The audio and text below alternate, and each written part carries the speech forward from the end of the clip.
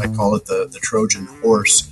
You go in under the guise of the discovery meeting and I say clients love to talk about their business. They hate to describe it. Right. So you got to learn enough about their business that they don't have to describe it to you, but you want to be in an educated business conversation with them. So you roll your Trojan horse in there under the guise of a discovery meeting. And then once you're inside the gate, then down pops this thing and the rope drops down and sales team 6 comes and they start, shooting everybody with PowerPoint bullets all over the place. And the discovery meeting was actually just a ruse to get in behind the gate. Put that coffee down. I'm not here to waste your time, okay? I certainly hope you're not here to waste mine. So I'm going to keep this short. Helen, we're both in sales. Let me tell you why I suck as a salesman. Most valuable commodity I know of is information. Wouldn't you agree? Coffee's for closers only. Well, hello there, friends. Welcome back to the Behind Your Back podcast with me, Bradley Hartman. It's our mission here to help you lead better, sell more in the construction industry, and have more fun doing it. I'd like to thank our presenting sponsor, Capital One Trade Credit. If you, my friend, are interested in increasing cash flow while increasing revenue while decreasing risk, that's right. Cash flow, revenue up, risk down. Yes, it's possible. How do we do it? With Capital One Trade Credit. Not only their platform, their digital platform that makes it easier for your customers to buy from you, but also their support team that helps you make it all happen. This is all possible. Check it out. See if it's a fit for you. Capital One Trade Credit.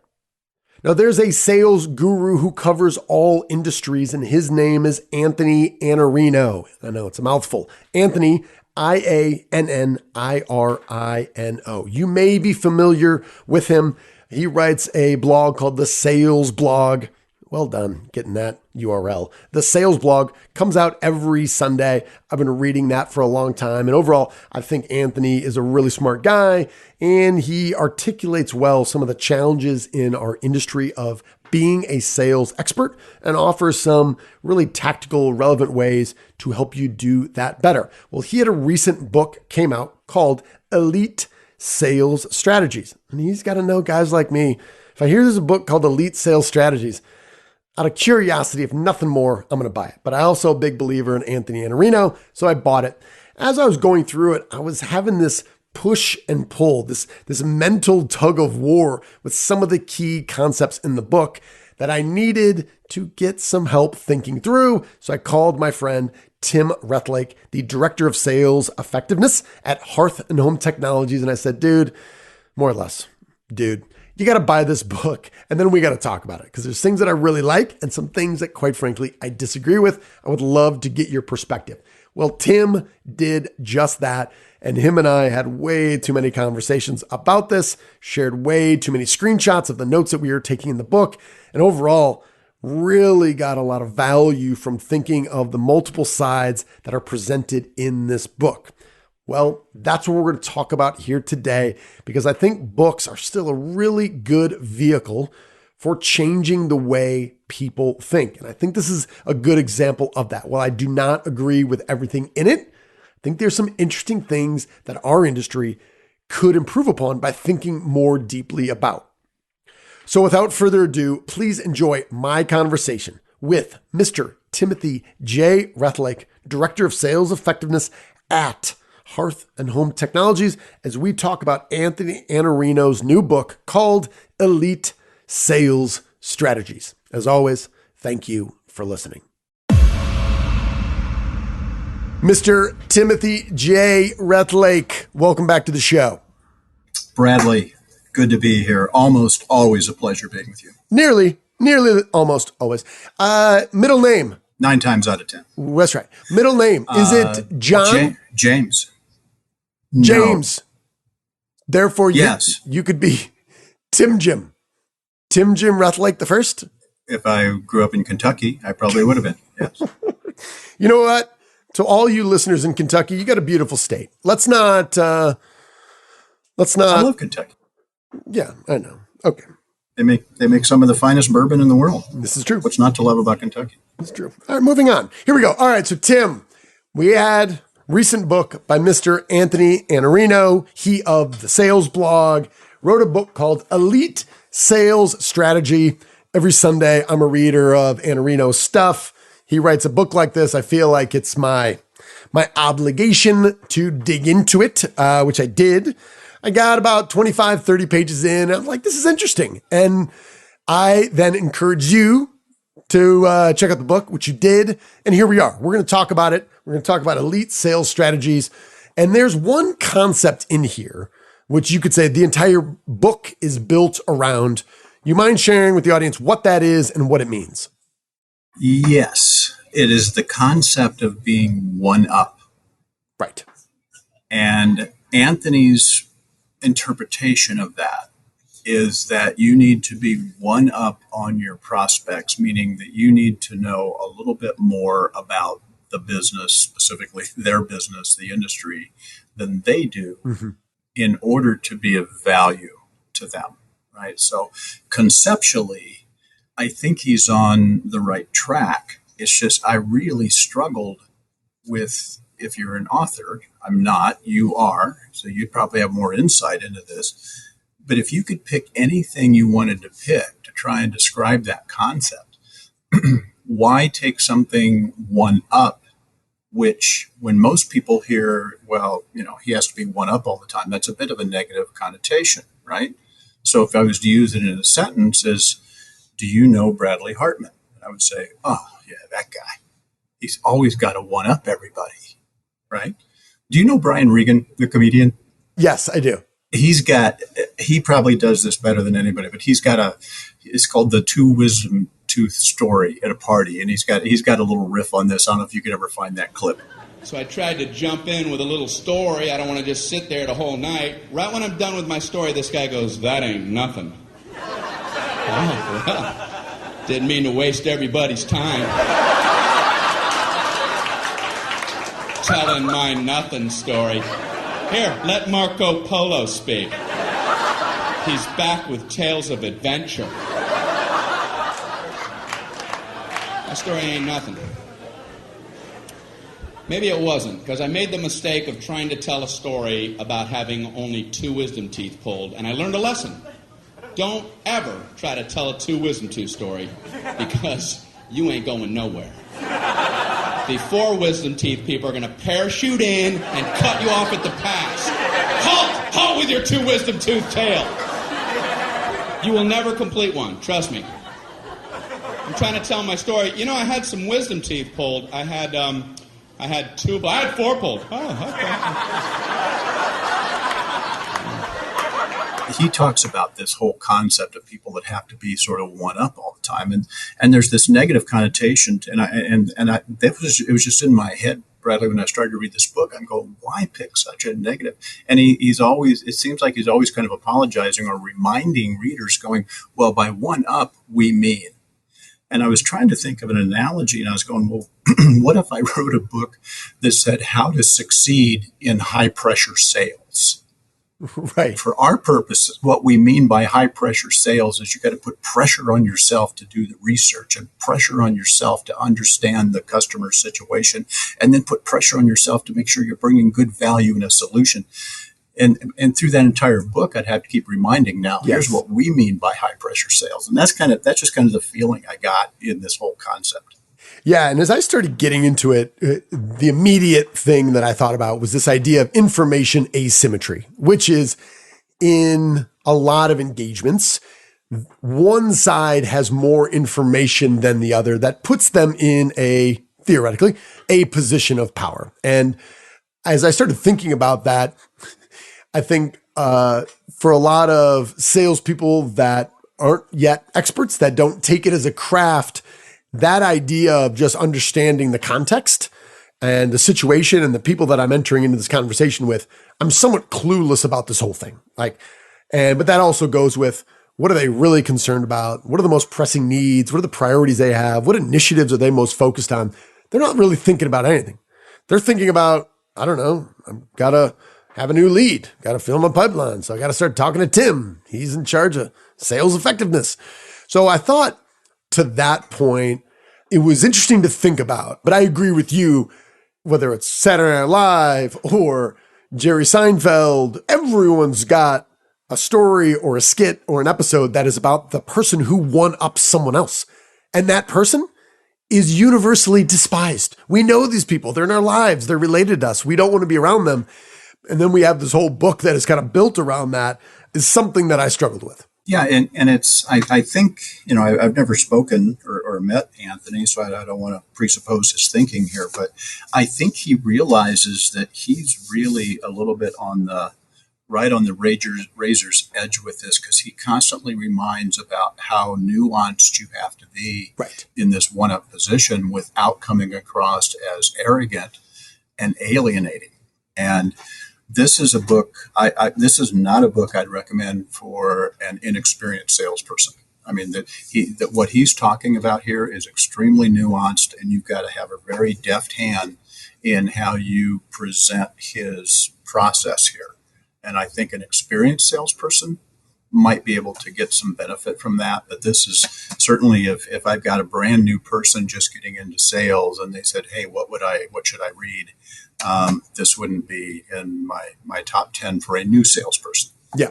Yeah, I'm with you. And I thought it was interesting because I think there's elements of truth where he's saying there's a shift that is going on and it needs to happen. There's an old way of selling, getting in to have that discovery meeting, doing some research and getting in front of Tim or talking to Tim. And he says, the old way was, number one, rapport building. The idea here is I walk in, I make some small talk. I look at the pictures. I look at the fish on the wall. I see the golf ball. I see the picture of your wife and daughters, and away I go. Then you move on to talking about your company. Then you move on to talking about your clients. Then you talk about your solutions. And then the fifth and final step is you discover there's a problem. So he's saying this is the old way, which is rapport. Let me talk about my company. Let me talk about my clients. Let me talk about my solutions. And then fifth and final, I might talk about you. In your perspective, Tim, where's maybe giving the pro and con, where do you see the element of truth in that? But also maybe where you see, hey, is there an element there that maybe you don't particularly agree with at this point in time? Well, it's interesting because when I read through that part about that structure of what that meeting is, and you can almost kind of see it in all the slide decks. We have a lot of folks come and present solutions to us here, and it's usually, you can almost guess ahead of time it's going to be the fourth slide where they show you all the logos of all the happy clients they have now. Yep. And then they're going to tell you all about their culture, their company, and all of that stuff. That's pretty programmed, right? And so one thing that Anthony makes, he talks about the commoditization of the discovery meeting. And I think he's probably right about that, is that a lot of reps in that process do sound, it's a little bit formulaic, and they do start sounding a lot like everybody else that has come through. So I think he's accurate about that. But from my point of view, and you probably have a better view of this because you work with a lot of clients specifically in their sales process, that's not the roadmap we use anymore. And too often the discovery meeting, I call it the Trojan horse. You go in under the guise of the discovery meeting and I say clients love to talk about their business. They hate to describe it. Right. So you got to learn enough about their business that they don't have to describe it to you, but you want to be in a educated business conversation with them. So you roll your Trojan horse in there under the guise of a discovery meeting. And then once you're inside the gate, then down pops this thing and the rope drops down and sales team 6 comes and they start, shooting everybody with PowerPoint bullets all over the place. And the discovery meeting was actually just a ruse to get in behind the gate. That's probably, my guess is the Trojan horse is probably when the concept of gatekeeper was probably invented, because the gatekeeper did not do a very good job that day. This is true. Yeah. Well, and part of this really resonated with me because when I was at Pulte as an area purchasing guy, guys would come in and I would half jokingly, but also half dead seriously say, you'd see them. They'd start scanning. They would look at the pictures, see the kids. They'd look at, see the Chicago Bears helmet, and they would start scanning. And I'd be like, no, stop. Just look at me. Look me in the eye. I say, don't look around here. We're not building rapport. There's no rapport building. Sit down. I have one question for you. And at this point, I would say it like that, like kind of joking, but they'd be like, what? Well, and I know common sense You try to find common ground coming in, looking for rapport, right? I see a golf ball and I say, oh, let me ask you about golf or whatever. And I would say, sit down. I got you one question. And depending on how you answer this, that's going to determine everything else. I need to know, how are you better or how are you different than my current supplier? Full stop. Now you go. And some people were like, all right, that's cool. All right, that's kind of funny. You're not going to let me build rapport. Okay, sure. Yeah, that's part of our process. And they would just tee off and they'd have a good time. And those guys were very successful in advancing the conversation. And other guys, you could tell, I totally threw them off their game. There was no plan B. No one ever told them not to build rapport. And so then they probably did go into step 2, talking about their company. But I would say for the modern salesperson to work their way through rapport, talking about their company, talking about their clients, talking about their solutions, and then try to discover a problem point, I would almost argue that takes a certain level of sophistication. Like, you have to be sophisticated enough to know that you have a full plan, but dumb enough to know that's a poor way to do it, as opposed to just trying to just ask questions about their goals, what they're working on, where they're trying to be in the next 2 or 3 years to get an understanding if they're even, worth your time. Yeah, 100%. And I could imagine when you take the first step out of a process, now they're a little bit discombobbled on where do we go next with it. But that was a little actually disingenuous on your part to have pictures of your family and the Chicago Bears helmets, and then have all that there. What are you talking about? And then say no, don't talk about that. Don't talk about the Bears. It's not disingenuous at all. That's for me. I got to spend 70 hours at that place in some cube farm. It's not for them. It's for me, right? I should just turn them all backwards so they couldn't see anything. It's all for me. But so he's saying, all right, Iannirino's saying, listen, that's the old way. It's outmoded. Here's the new way. And he writes this on page 9, right? This is what he's saying. Here's the script. All right. Good morning. My name is Anthony. I'm calling you today to ask you for a 20-minute meeting where I can share with you an executive briefing about 4 trends that will have the most significant impact on manufacturers in the next 18 to 24 months. I'll also provide you with a slide deck and the questions we are asking and answering with our clients so you can share them with your management team. Even if there is no next step, you'll know what you might start exploring and you'll know what you might need your team to start putting in place. What do you look like Thursday afternoon? So, kind of obviously cutting out about 240 pages there. That's kind of the crux of the book. That's the old way, the 5-step process, that's out. This is the new way. Are there any risks in executing the script and having a good, 50-page slide deck that is going to demonstrate the 4 trends that are going to affect the next 2 years in our industry? Well, a couple things around that. One is I didn't like the landing line at the end about what do you look like on Thursday? Because the smart ass in me wants to go, well, I look just like this except 3 days older, right? That's what I'm going to look like on Thursday. So it's interesting. That's a highly, and that's when I said this is going to be more for an experienced salesman. That is a highly scripted and formulaic mouthful that you just read there. And for him to say that's kind of the intro to this whole thing. And then there was a little bit of dissonance as you went through the book, because I think that portion you read from was way in the beginning, and in the 100 and change page, he talks about the fact that now there's a tendency among especially C-level, the higher you go in the organization, C-level prospects, where their response is as soon as you walk in the door, they said, look, as soon as you open your laptop, this meeting's over. Right. I don't want to see a whole bunch of PowerPoint slides. We're just going to have a business conversation. So, he's setting this up one way, but then a couple chapters later, he kind of goes, but just understand that some very high W-2 kind of prospects whose time is uber valuable don't want to probably see your PowerPoint deck. And I think he's probably reinforcing the fact that because this was so common that everybody followed the same game plan. Yep.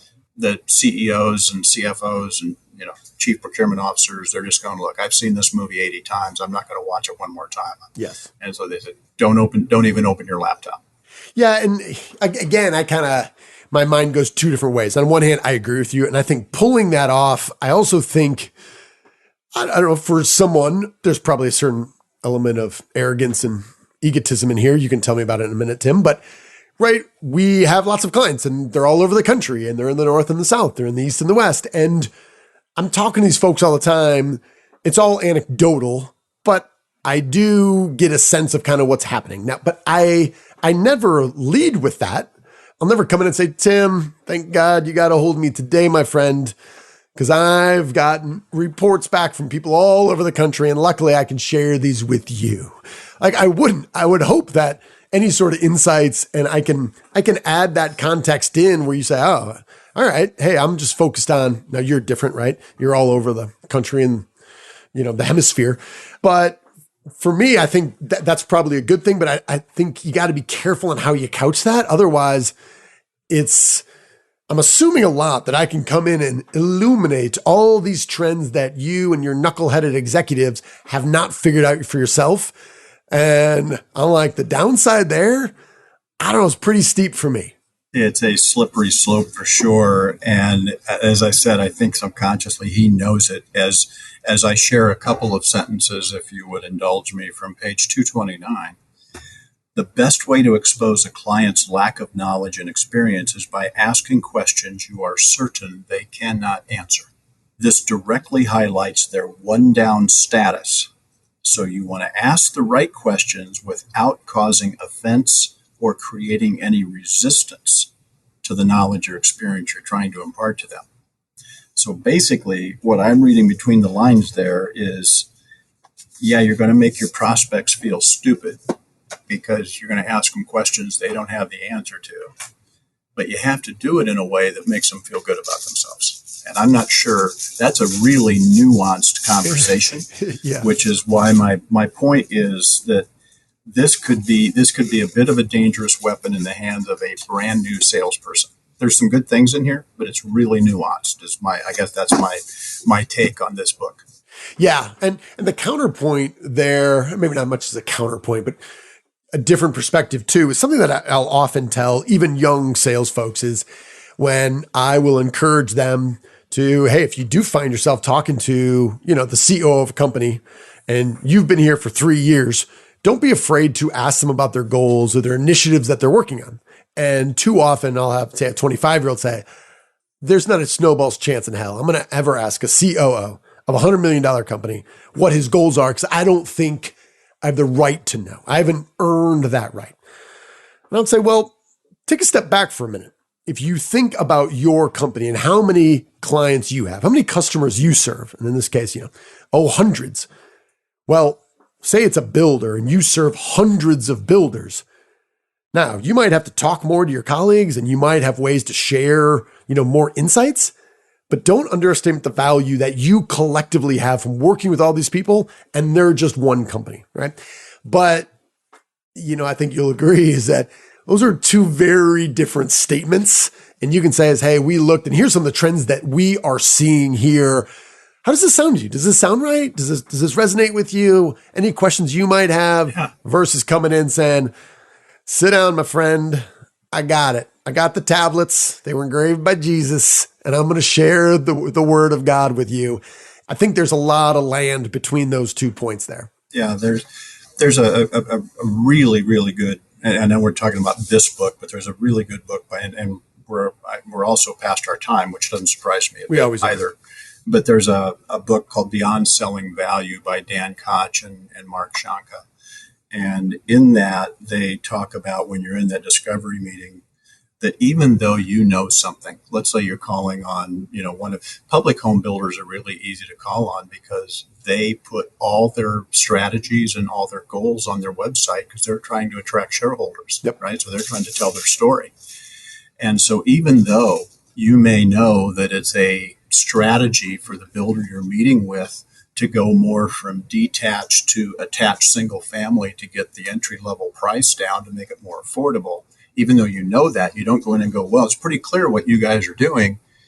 You go in and use wiggle words that I get the sense that you're going to more higher density to try and get the cost down. Is that right? And it's that wiggle, it's that kind of guessing your way instead of bulling your way in. And I think that's the point you're trying to make there. Yeah. And that book was what? Beyond Selling Value? I haven't read it. Beyond Selling Value. It's fabulous. Okay. Old book. Sometimes these old books, Tim, are the best books. They've been around for a long time for a very specific reason. And that's, maybe that's a good thing to end on too, because Anthony has, this is his, I don't know how many books, he's got a lot of books out, and there's a lot of business authors that I've found that their first stuff is their best stuff. And, the first one or two books of his were terrific. I think one was called the last sales manual that you'll ever need, or something like that. It was, he's not lacking in he's like you, he's not lacking in self-confidence either. But it was really good, blocking and tackling good, solid stuff. Yeah. And you and I've talked in the past about other authors in kind of our sphere here who first 1-2 books, fabulous. Then you get into book 3 and 4, and it's like the publisher made them write the other 2, and the other 2 are just kind of throw the first 2 in a blender and see what comes out. Yeah. Well, I have some various serious feelings right now of imposter syndrome as I am looking to finalize my 12th book. So thanks for that, Tim. We're gonna have to send the whole thing back and see if make sure it's not trash, but I'll send you a copy early and you can carve it up for me. But yeah. And here's what I would say too, is you get a book like this. I think anytime you can get people saying, hey, this is something we probably need to work on. And it's interesting to think about it this way. And yet I'm not sure I agree with this author. And I think sometimes we read a book and we're like, oh, that's got to be the truth. And then we quote it and then we highlight it and we post it on Instagram and we do all that stuff with it. It's okay to disagree with stuff. These guys have a point of view. And if you don't agree with it, well, great. Don't be so quick to change your mind and think you got to throw everything out the window. And what I enjoy doing is going back and forth and thinking about this, because I think this is to your point, it's on the razor's edge there. It could go either way. It's a little bit risky, but I do think it furthers the sales conversation. But also it's whatever has to happen. Do not let this individual read this and try it until they get at least another 10 years in the business and develop some confidence and understand why we do what we do. I agree 100%. Got it. Tim, as always, we went 13 minutes over. Thanks for making time, buddy. Appreciate talking sales with you always. You're welcome, Bradley. Take care, man. Tim, Jim. See ya. Bye. All right then, friends, how did that go? Hopefully you found my conversation with Mr. Tim Rethlake and these concepts about being one up and thinking differently about our sales process. Hopefully that was helpful for you. If you have not already, I will strongly encourage you to subscribe to our YouTube channel, Behind Your Back Sales, where you can see video content and small excerpts that are much more easily shared with people on your team if you think it's worth sharing. My conversation with Mr. Tim Rethlake. Also, we're trying to put these little nuggets and these things that we're finding from books like Anthony Iannirino's Elite Sales Strategies. We're trying to think differently about how we can put these in an email newsletter to make them more shareable and to deliver more value. They are 100% free. So if you haven't subscribed to our YouTube channel, Behind Your Back Sales, or if you've not subscribed to our newsletter, you may want to think about doing that as soon as possible. Again, I'd like to thank our presenting sponsor, Capital One Trade Credit. If you're interested in growing your top line revenue while decreasing risk by co-opting a unique, powerful digital platform that makes it easier for your customers to buy from you, well, my friend, you want to check out Capital One Trade Credit. As always, I want to thank you for listening. I know you have a lot of pressure on you right now, personally and professionally, and there's a lot of things competing for your attention. So for that reason, I really am thankful that you chose to spend some time here with me. And if we can find any way to make this better for you, bring in more guests or new topics, longer episodes, shorter episodes, whatever. We're trying to make this the best podcast you listen to. Don't hesitate to email me directly at bradley@behindyourbacksales.com. As always, my friend, thank you for listening. We're going to close out like we do with our leadership mantra. You, my friend, are owed nothing. Deliver value first. Make it a great week.